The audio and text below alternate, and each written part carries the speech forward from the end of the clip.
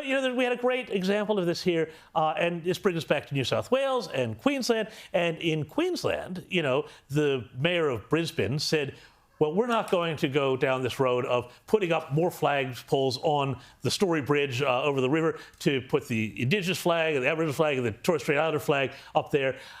Contrast that, and great, because, you know, the flags that are up there, the Queensland flag and the Australian flag, represent all Queenslanders and all Australians. And, you know, look at where New South Wales' Dom Perrottet is right now. Well, he's gone. He went and he took down the New South Wales flag from the Harbour Bridge, which, of course, represents all New South Welsh folk, for the Indigenous flag, Aboriginal flag, which represents. Did they get it the right way up? They did actually get it the right way up. I checked on the way over. Fantastic. Unlike at the Job Summit, when they had it upside down, which was well done to the Prime Minister's office team there at Parliament House. But you know this, and you have to say that a few years ago, when he was treasurer, Dom Perrottet wrote for the Daily Telegraph. He said, you know, proposals to put the Aboriginal flag up on the bridge was just a trendy Labor virtue signal. And, of course, then he gave right into that. And you have to wonder if, you know, ever since he started going down this path, this is where all the trouble has really started to begin for Dom Perrottet, because he has,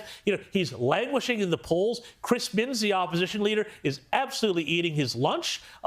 And so you have to wonder how much of this has to do with the fact that he's taken his eye off the ball. He has stopped doing all of the things that, you know, everybody was so glad that he became premier, because he was going to stamp out all the lockdown craziness. He got New South Wales open again. He got the country open again. We have to give him credit for that. But very quickly after that, you know, it all fell apart, and he started to get pulled around by all these woke winds of the left, and now his government is adrift.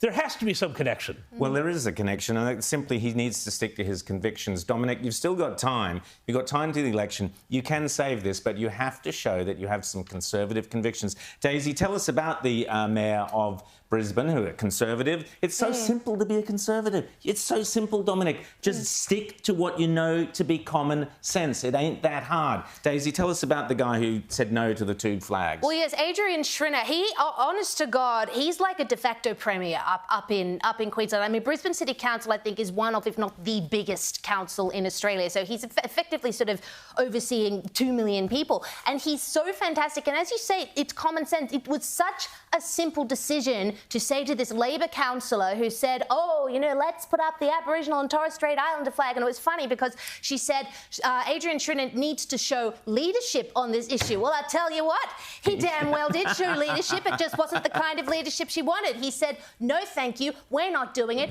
It's too much money, and we could put that money to something else much more productive than sticking up a couple of extra flags. Fantastic. Well done, Adrian Schrinner. Well, we're going to get Dominic Perrottet a couple of tickets up to Brisbane for a weekend so he can spend the weekend with this mayor, the bloke up there in Brisbane, and learn how to get a Conservative spine. All you have to do, Mr Perrottet, Premier, is a couple of sensible Conservative things where people go, hey, this guy's on our side. He's not pandering to the woke left who are driving us all nuts. That's all you have to do.